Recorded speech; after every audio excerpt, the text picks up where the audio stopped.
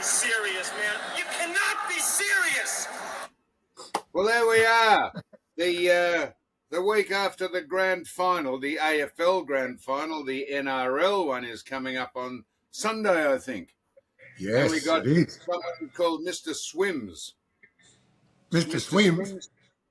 His name's What? someone Swims, isn't he? He's the headliner. No, I think he's pulled out. Mr. Swims? Yeah, not the Snoop Dogg. Oh, him. Oh, he's pulled. Apparently, he had the same flu that I had last Wednesday. He's pulled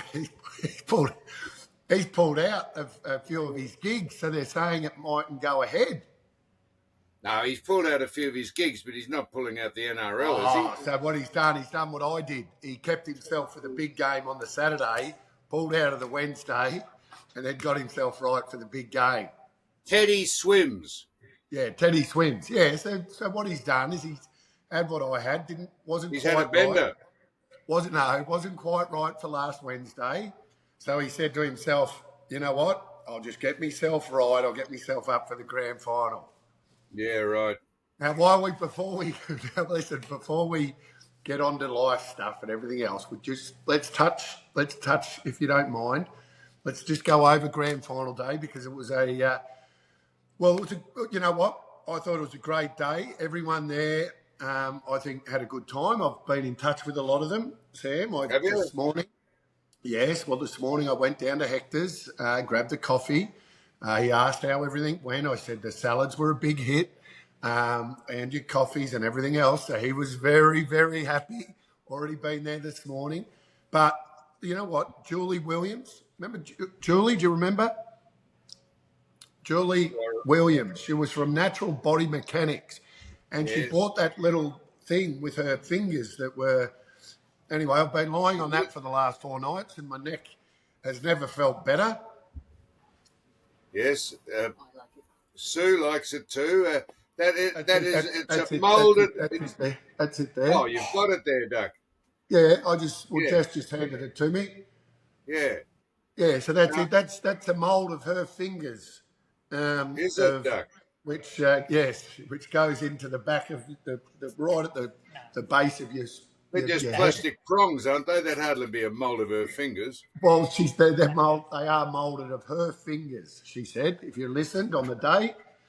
But talking about the day itself, by the way, it'd be remiss of me not to mention, Continental Butchers, Malvern Butchers, because they were the best shazliks I've ever had. We can all have a great steak, but their meat was absolutely beautiful. I think you'd have to agree, Sam. We did have one. Yes. And we're going to go through all the people's products that were there, are we? No, I'm not. But I just want to say this. Funnily enough, Amanda, who came along representing Continental Malvern Butchers, guess what? She doesn't eat meat. She's a vegetarian. So she owns her husband, Colo, have got the butchers, and she doesn't even eat meat. So there you go. Nice to see Smeetsy there too, wasn't it? Yeah, Smeetsy was there. He's given us a log of steak there, which I haven't got myself right into. But I want to touch on the fact that I tipped Brisbane to win. Well, now just let me clarify that, Duck. Just let me clarify that, please. Right, now hang on. All right, now just a minute. Now this is you, right? Press play. Hang on. I can just clear this up. Hello, shush. And he's paying $41. Everything revolves around betting with you. Every single thing. I cleaned up on the Brownlow. By the way, gamble responsibly. Oh, no, put your house on it. Now, going to have a bet. So here's what the Duck said. Tell me if I'm wrong, because he says, gee, you take my things out of context and you fucking speak shit about me. The Duck said, did he not, Damien? He said, I think Brisbane will win in a close one, but if it's not close, Geelong will win with a leg in the air. They'll win by 50 points. Did he say that? It makes sense. Why does that make sense?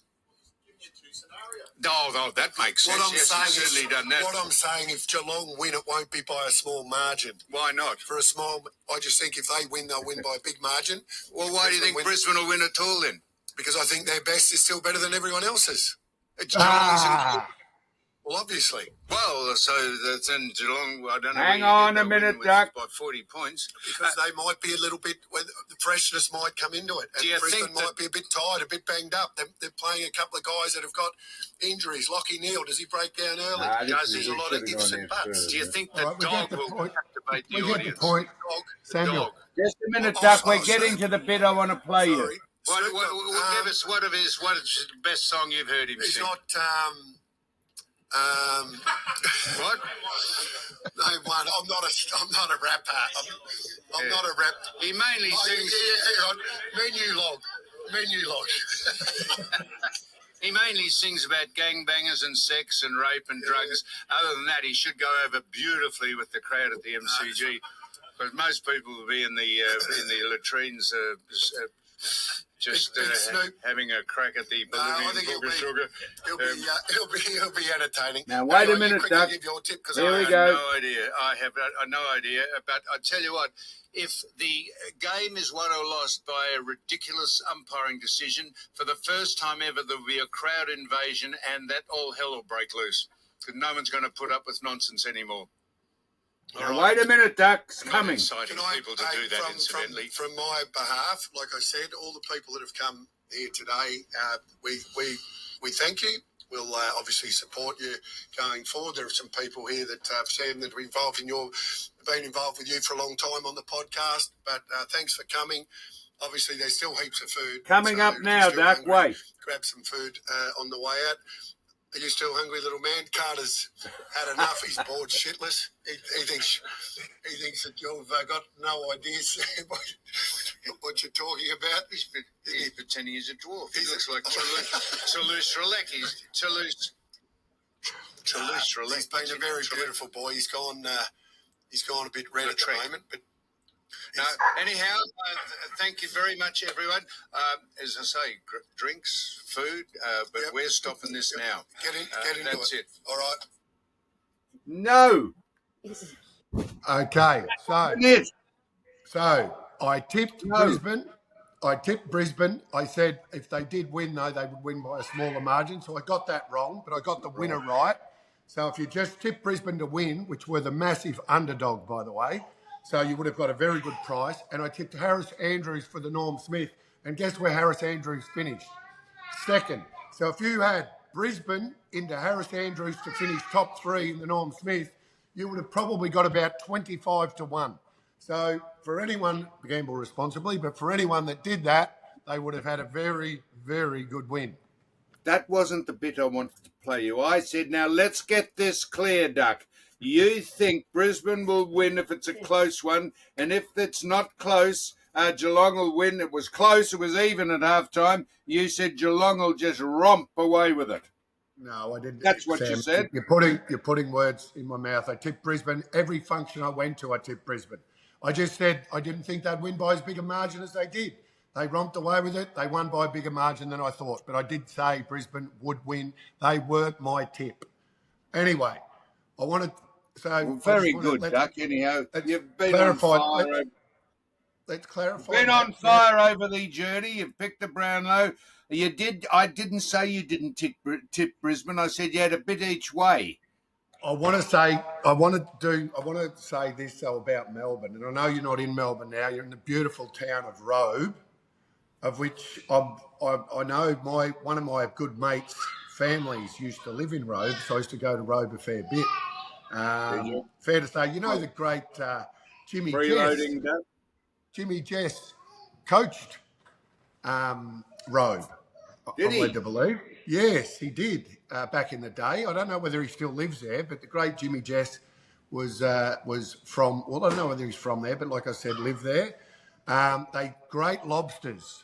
They great crayfish, etc., all there. Although I think South Australia at the moment have got a bit of something wrong with their water. I don't think it goes that far down, but as we get closer to Adelaide, the fisheries, I don't know whether you're across all of that, but Robe Algae. Yes, but I think Rovers escaped it. I think once you come further down and Mount Gambier and all those sort of places, I think are okay. But closer to Adelaide, I think they've got a bit of algae going on. We went through Jeremy Cameron's town. Is that Dartmoor. what is it? Dartmoor, isn't it? Yes. Yes. We went through. How did he go on the grand final? Well, he ran into Paddy Dangerfield and broke his arm. Yeah. How'd Paddy So- Dangerfield go? No, well, Paddy didn't have his quietest day. Lee Matthews made a really good point, and by the way, he had a collision obviously with Jeremy Cameron early in the game, but I thought Lee Matthews made a really good point last week when he said how good Dangerfield was in the prelim and how much energy he showed and best on ground, and he said coming from experience and seeing what I've seen from other players at the age of 35, he said, to come with that type of energy 2 weeks in a row, he believed would almost be impossible. I see. So the great Lee Matthews predicted that Paddy might be a bit flat, but I don't think I think he might have hurt himself early, just like Jeremy Cameron did. Takes a little bit of luck to win a grand final. Brisbane took a chance on Lachie Neale, brought him on at half time. He had 17, kicked a goal. He was fantastic. Correct. So everything went. So congratulations to Brisbane, deserving winners, 2 years in a row, back to back. And guess what? They had 8 kids playing in that game under the age of 22 years of age. So Brisbane are not going anywhere. I'm not a great studier of it. That Lachie Neale, when he came on, he was absolutely fantastic. He seemed to be a class above everyone on that ground. Well, he is. He is a 2-time Brownlow medal winner, and he is a class player. But everyone thought, what are they going to do? How are they going to use him? They used him as a sub. They timed it perfectly. They had a plan. They stuck to it. They said at halftime, no matter what the scenario it was at halftime, the scores were level. They said, we will bring him on at halftime and see, and let's roll the dice. He came on and just dominated. Scores were level. You said, yep, that's you said if they're level. Yep, the Geelong will kick away. And now, Doug, what did you think of the... Now, here, I want to ask you this. Yes. What did you think of the game as a spectacle? Don't say it was close. I know it was close. I thought the game as a spectacle was ridden with a lot of mistakes early, but that's a grand final. There are a lot of nerves, there are a lot of missed goals early. It's not a grand final. This has been going on all year. But I know it's a mundane hybrid aerobics display. That's what our game's turned into, a mundane hybrid aerobics display. Yeah, well, let's not. Neither of us study the game as much as we used to back when we were both working in the media. I thought all in all it was a fantastic game. Like I said, ridden with it had a lot of mistakes, but so did grand finals. I played in a grand final where I kicked poorly for goal and we lost. So I'm not being hypocritical here. You can have bad games in grand finals. I don't judge Geelong. That's not the point, Doug. You might have kicked badly in grand finals, but I'll bet you got the ball a different way than they do today. You rushed back into a pack, you took a couple of marks, you had shots, you hand passed it off. This has just turned into a running hybrid aerobics display. Skillfully, they're good, but what are their skills? Kicking short and hand passing, and very little else. Very little else. I thought all in all, by the way, after I left your place, I ended up coming straight home. Well, not straight home. Detoured for a quarter. Did you go home or not? Yes, no, we did. We ended up coming back here because there was so much food left over. We came back here and we ended up inviting. We had some randoms turn up, but we just had a bit of a grand final day at home. Yeah. And, Speaking of the food that was left over, we sort of split the bill with the food. When you had left and I sat there with Sue, there was a shrimp and a prawn left, and half a bit of half a bit of steak. And I said, "Where'd the food go?" He said, "The duck took it out in the back of a panel van." Yes, I'm glad you got these. You got the leftovers with the food. Been eating it ever since. By the way, it's starting to get a little bit chilly. And Sue thought she'll just relax because she was wound up like a plastic watch because she did all the invoices and all that. I said, "Have a glass of bubbly," and she said, "Yeah." She said, "There's 24 bottles of bubbly came. See, we couldn't find them. We went on a treasure hunt. There was not one bottle of champagne left." I said, "Hey, wow, fantastic." Well, I've still got 4 bottles in the cupboard. Oh, dear God. Well done, Jack. You stitched this up beautifully. You know I'm mucking around. Hey, while we're on grand finals, the preliminary final, Penrith v Brisbane in the rugby league. What a game that was. That was extraordinary. Yeah, unbelievable game. That is why that game is exciting, Duck. Yeah. No, I agree. So I'm looking forward to that. So Melbourne, just so you know, because you're not in Melbourne and you took off in your caravan again, you and Sue.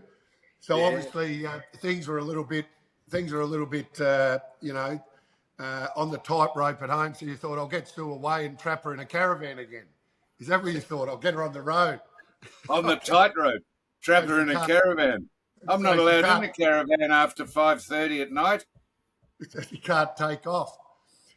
Listen, so we're gonna. I think we're in for a great rugby league grand final. But Melbourne, I just wanted the feeling of Melbourne. So on the Sunday, I had a relaxed day, walked around, did some family stuff, laid down on the couch in the afternoon and watched the preliminary final, the rugby preliminary final. But Monday, yesterday, it's now Wednesday. Melbourne is and I know everyone's on school holidays, but the build up to the grand final and then the letdown in Melbourne and walking down to Hector's this morning and grabbing a coffee, people are just walking around with their heads in the clouds, not knowing what to do. It is just. I'm going to ask you again later on. I'm going to ask you later on where you got the coffee because you've mentioned Hector 15 times so far. I'll come back to you and we'll mention where you got the coffee shortly. Don't worry, we won't miss out on Hector. Now I want to get controversial now. You tell me You tell me I don't bring topics. I'm going to get controversial now because, as we know, the Geelong boys always do it, whether they win the grand final, whatever they do, they're known. That's Cole just crawling across the floor now, wanting some food. So, where was I? Yeah, sorry. I forgot. Mad Monday. Sorry, Mad Monday. Yeah. So don't laugh when I do that. You have those moments all the time where you forget where. So the Mad Monday, the Geelong boys, and you wouldn't believe it. One of the boys went as Caroline Wilson, dressed up as Caro, had the bow and arrow, Caro's arrow, but the controversial part of it wasn't even Caro, but someone dressing up as Caro, of what you got in a lot of trouble for, remember, many, many, many years ago. I didn't dress up as Caro. No, but you had a mannequin. I dressed her up. Yes. So Bailey Smith has come as Legends of the Fall, Brad Pitt, right? Cowboy, got a bit of Brad Pitt about him. Good-looking lad, cowboy hat on, Legends of the Fall. And then Paddy Dangerfield, I think, was trying to either be Rip off Yellowstone or Kevin Costner. I'm not sure which one he was trying to be, but he was basically a cowboy. So he had 2 cowboys, right? Now, they were obviously party. Bailey Smith has sent out a heap of tweets, as he does, Instagram, different things that he sends out on his social media.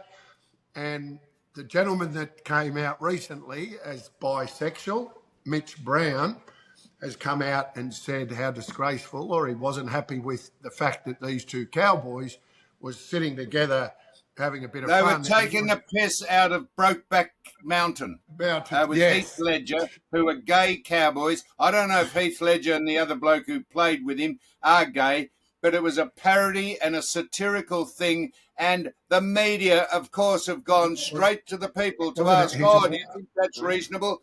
You wait till the AFL. The AFL will have their lackeys out at all the Mad Mondays, just policing the world. Or they'll be wondering if it's unsavoury or edgy or just a message. But this is the point. They went, whether they were having a bit of fun about Brokeback Mountain, which, by the way, is a movie which talks about two gay cowboys.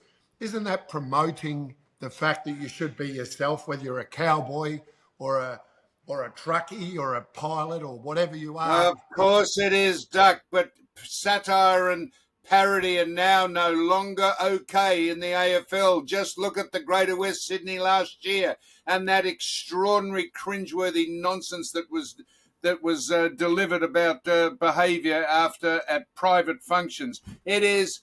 You wait, everyone will be snooping round the Mad Mondays, reporting into the AFL, and they'll be fining people and suspending them because humour and satire and parody are out. Well, the thing about, I will say this, and I don't know Mitch Brown, and good on him for coming out saying he was bisexual. Not that I don't. Why good on him? I don't. No. I said good on him, but I don't think we discussed this. I don't think you need to come out and tell people your sexual preference to determine what sort of person you are. You should just say, I'm a man or I'm a woman, and your sexual preference should keep to yourself. You don't have to introduce yourself as a gay man or a bisexual man.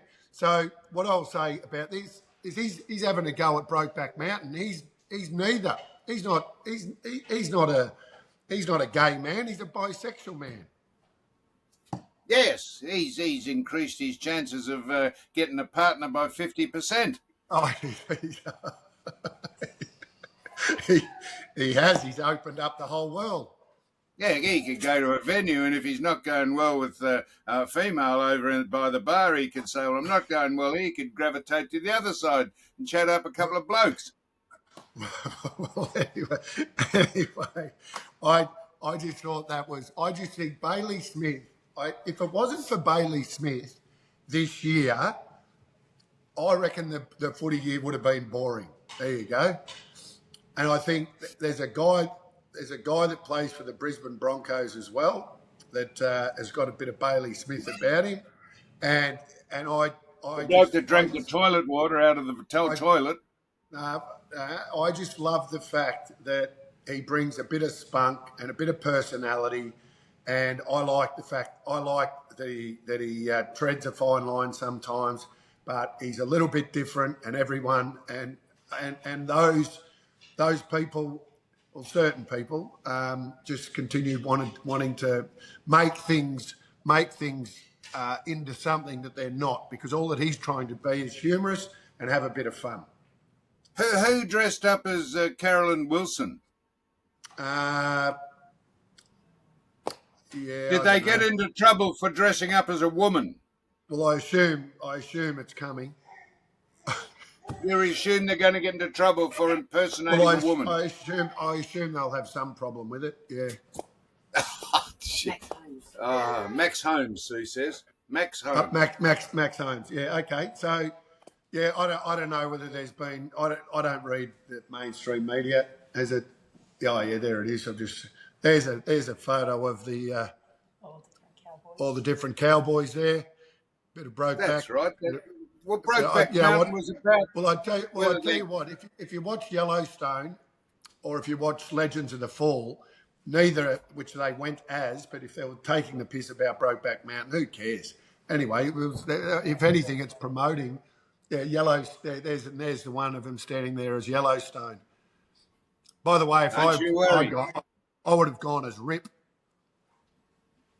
The media will go to all the usual suspects and ask them, do you think it's okay for this to happen? And the usual suspects, who are spokesmen for LGBTQ people and queer people and feminists, they will get the statements and they'll make them front and centre, and the whole thing will be taken off the focus of having a bit of fun, and it'll be, oh, wow, I don't know that that's okay, and we'll deliver fines and suspensions, and the whole thing will just turn into a giant free-for-all.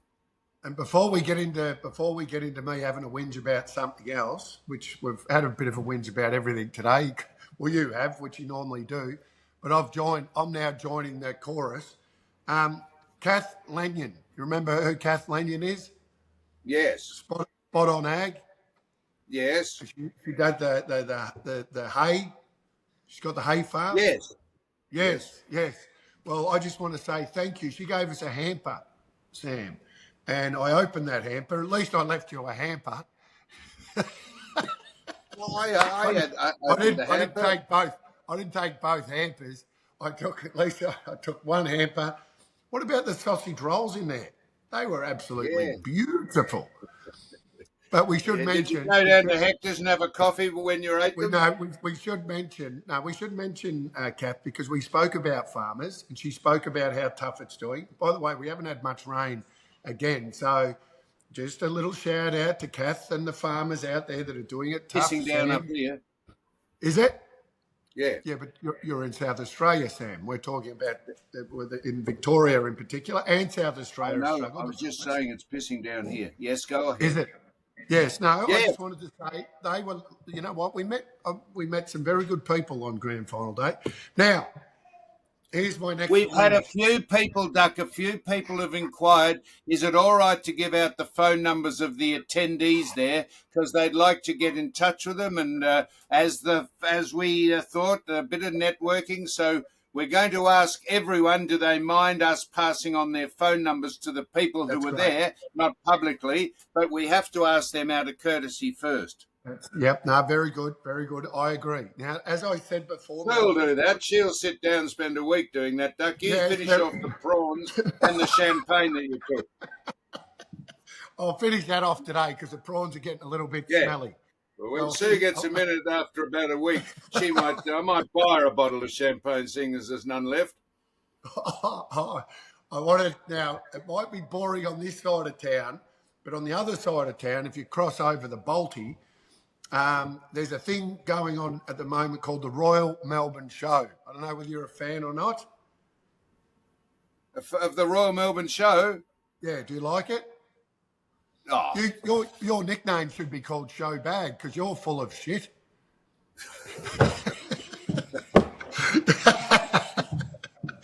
I kicked the bottom out of the bassinet when I first heard that. Call you Show Bag, yeah. But you haven't heard it for a while, have you? So you're going to the show, are you, Duck? No, well, you could go into one of the enclosures and say, here is a duck. Yeah, I went. So the Royal Melbourne Show, so I normally go every year. There's a debate in the household about whether we go this year. Because to get a show bag, it's $35, $36 or something for a big show bag, which is, not generally, got a lot of stuff in it. And then you can still get your snakes alive or your birdie beetle or your Freddo frog or whatever one. You can still pick them up for about $15. But just every ride's $25. You spend $1,000. You've got two kids. You spend $1,000 in 2 hours. Yeah, I reckon just as a result of this podcast, Duck, people will hear this and they'll offer you free tickets and free show bags. I think that's what you're angling at, isn't it? I'm not angling at anything for free, Sam. We're just saying it needs to become a little bit more affordable for everyone out there, the mums, because I've got people saying that they're not going. You've got 3 mums. I do. I've got people cost you saying $3,000. I've got people saying that they're just not going to go anymore because it's just too much. It's just too much. Get a small bus and drive all your family and your next of kin out there. You can end up spending $10,000, I reckon. By the way, don't. I was going to say something then that I shouldn't. No, so you should go on. No, Mitch Brown. So, sorry, not Mitch Brown. I had him written down there. Royal Melbourne. So the show. So you're not into it. Into the show? Yeah. No, I'm not. No. But I'm not into the show. No, but that doesn't matter. Right. Well, Why? I wanted a little bit of a dig at the Royal Melbourne show about it becoming it's not affordable for the average family to go anymore unless you go and have a look at the little sheep or the little ducks walking around and the little farm, which is fine, and then you've got to line up for 8 hours to see a little sheep. When the kids get to pat it for 2 seconds because the line-up's around the corner, and if you might be able, if you're lucky enough, you can get them one show bag. I mean, it's just unaffordable for the average family. So I'm saying all the showies out there. Then you've got the showies there. You go to have a shot at the basketball ring. The ball doesn't even fit in the ring, and they're asking you to shoot it from 3 meters away. And if you try to get the ball in, it doesn't even fit. I tell you what, Duck, a lot of people in the Gaza Strip at this stage are mentioning how tough it is to go to the Melbourne show. Those conflict in the Middle East. Yeah, Hey? They're probably, you know what, thank you for bringing me back to earth and putting things back It's all into relative, isn't it? It is, and that is. So you'll drive out in the car that Colac Ford gave you.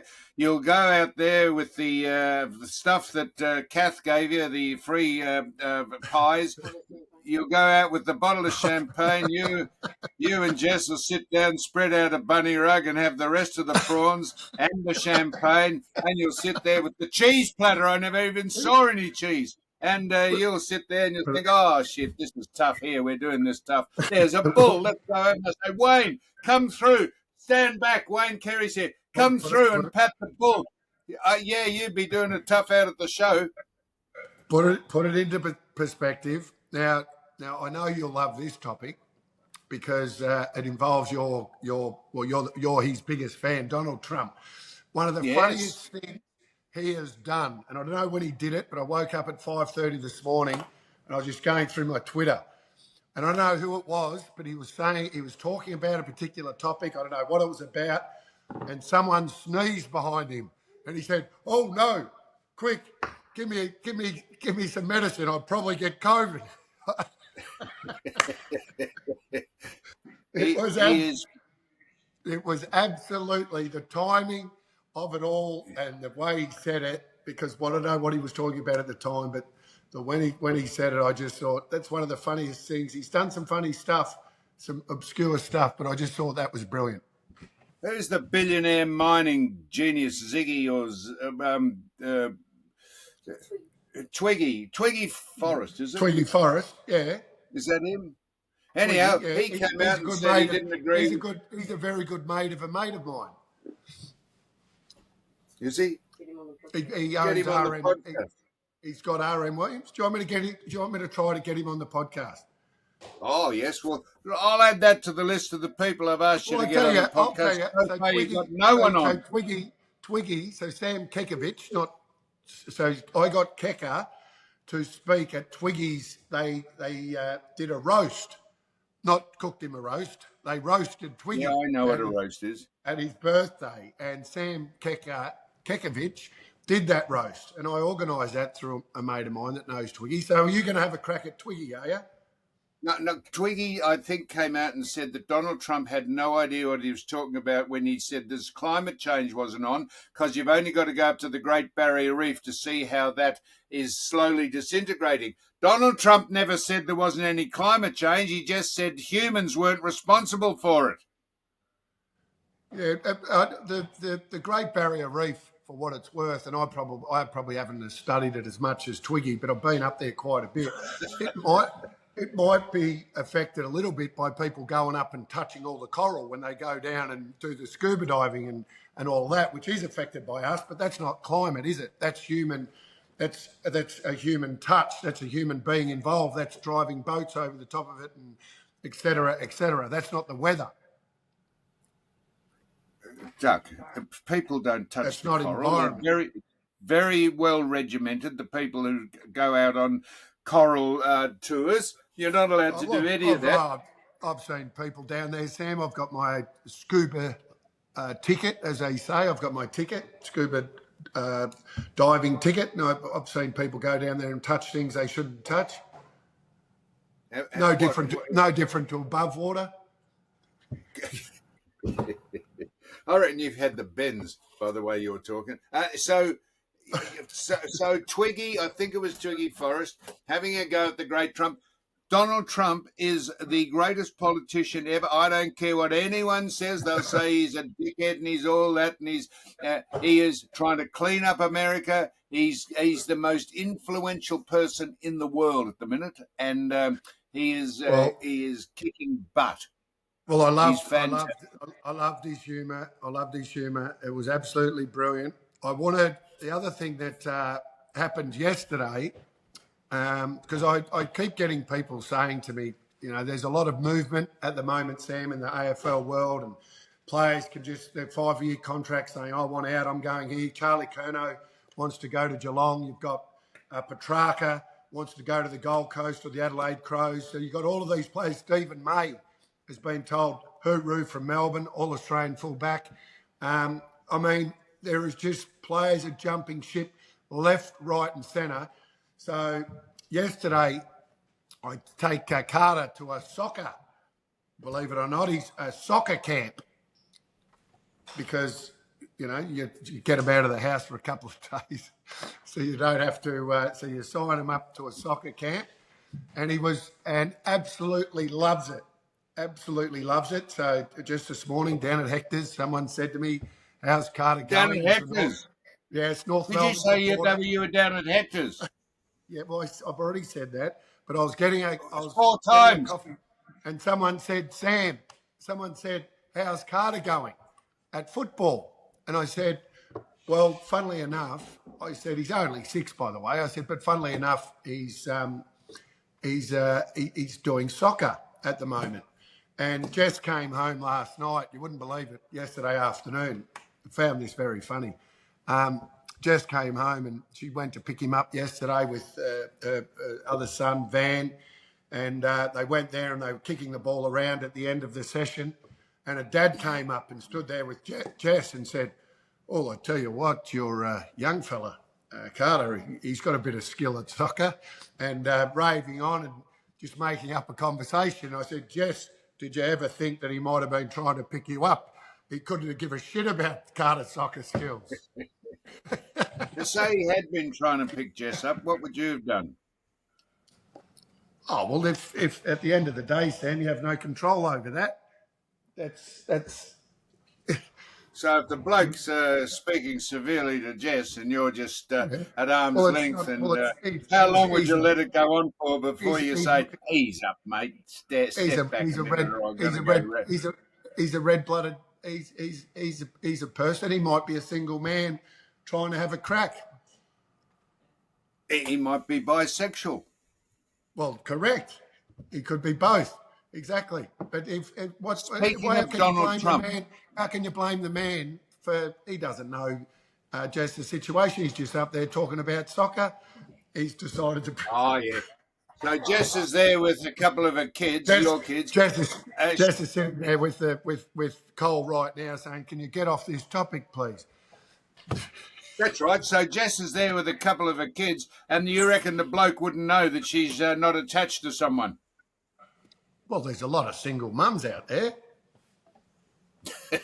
yeah, you know most of them. Anyway, we're talking about Carter's skills to start with, his soccer skills, do you think Carter has gravitated to soccer because it's not that much dissimilar from AFL football?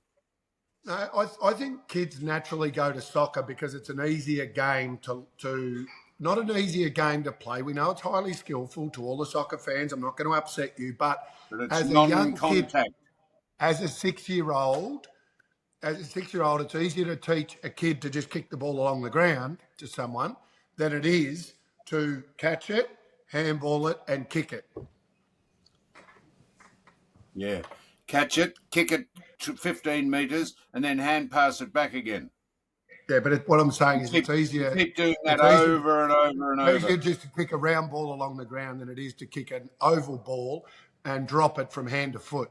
That's all I'm saying. So Just it's an before we easier get game off, to learn. What? just before we get off Donald Trump. Donald Trump has been shot at and they've killed Charlie Kirk. Why hasn't anyone shot Gavin Newsom, Adam Schiff, Chuck Schumer, Maxine Waters? Why hasn't anyone shot those people? Do you know why? Because the Democrats have turned into ill-bred, inbred rabble. They are, most of them have syphilis. Okay, well, I Syphilis don't can know make your about. brain go, hey? Oh, can it? Why hasn't anyone shot any of those people who keep calling them fascists and Nazis? We don't want anyone to be shot, Sam. Oh, we don't want anyone to be shot, but if you disagree with those people over there, they shoot you. And they've shot Trump once or tried to shoot him twice. Shot him once and tried again. And they shot Charlie Kirk because he was just having a chat about what he thinks is a good thing going on in the world. Yeah. That time someone shot one of those people, they might get the message. I'm not laughing at the topic. I'm laughing at you because I love. That's about time someone shot one of those people I mentioned, and that would get their attention. They might think, this has gone far enough. What's the point of this? Yeah. No. Well, Sam, we spoke about Charlie the week before when it all happened, and funnily enough, on my Twitter feed, I continue to get feeds about the debates he had, and I watched them over and over and over. And I tell you what, he would have to be one of the great debaters that the world has ever seen on the topics. Yes, that he was one of the great debaters. And those people who've got syphilis shot him. And this is my point. Why don't they shoot back? Yeah, well, we don't want to, because that's the last thing. No, we don't. We don't want to. We don't. But, you know, why is it all one-sided? Maybe the people who were shooting in the first place, if someone shoots back, they might think, wow, this has gone too far. If you don't push back, people just roll over you. I just had a text message, Sam, now, Doug, because we're talking about America. Yes. So I just had a text message, and I've got a mate over there at the moment who you know, and he's over there with his family, and he went to Disneyland. He's now in San Diego, and he wanted to know. He said it cost him. He went to Disneyland for three. He had 3 kids over 3 days because he knows I was going to have a whinge. So he said that I told him I was going to have a whinge about the Royal Melbourne show today, and the message has just come through. He said, "You want to whinge about the Royal Melbourne show?" He said, "Take your kids to Disneyland." He said, over 3 days. He said, I've spent half a year's wage, 3 days at Disneyland, and now he's in San Diego, and he's going to take him to the San Diego Zoo, which apparently is the best zoo in the world. I don't know whether you knew that. What, to see caged animals? Are you not a fan of zoos either? What, tigers locked up in cages? Well, tigers are almost extinct. I don't know whether you know that or not, but they are. We do need tigers. We do. What? Some zoos, Sam, they take an injured animal that won't survive in the outback where they're from. So they bring them in and they look after them, and they have a very happy. So you go all the way to San Diego to see injured animals in cages. For instance, a lion will live longer in the zoo than it will in its natural habitat. I don't know whether you know those. Of course it will, Doug. Why? Because it gets fed every day, and it doesn't. Yeah, it lies on its ass, and then the bloke comes round with a large turkey and throws it in, and it eats that, and it lies on its ass till mealtime again. That's the way to go, I reckon. Have you ever been to the Botswana? You ever been to the Okavango Delta? I have, but I don't know whether I've been to Botswana. I've been to South Africa. Yeah, Botswana. I've been on a lot of safaris actually in South Africa, so I know one thing. And you're saying Africa. The lion. I don't know whether you know this, but male lions generally do just sit on their ass and eat and do other things, impregnate root. their female. Yeah, correct. And that's all they do. Impregnate their female. So if you are a male lion, I would suggest being in a zoo would be a very good thing. yeah, Miss And Orr. have you been? Yeah. Have you been to the Have you been to the Werribee Zoo? No. Well, they've got new elephants there at the moment. That New are roaming elephants. in their. Well, in they their, just unwrapped them. in their 2 hectare Yes. enclosure. Well, they've that's got an open range. I know we've got. That is an open range zoo duck. I tell you what, you've got more shit in you than a Werribee duck. You would have heard that. Well, that's one up from the show bag, anyhow. Yeah. Now, Duck. You've got great topics. I haven't started on mine yet. Would you like to come back, or have you got to go for a walk with your family? I'll tell you what. We'll have a 5. Well, yes, I'll come back and I'll listen to your topics. All right. No, I don't want you to listen to them. I want you to. I've only got a couple, but you can get your teeth stuck into them. All right. Let's do that. Right. Well, au revoir. We're stopping now. All right. Hooroo.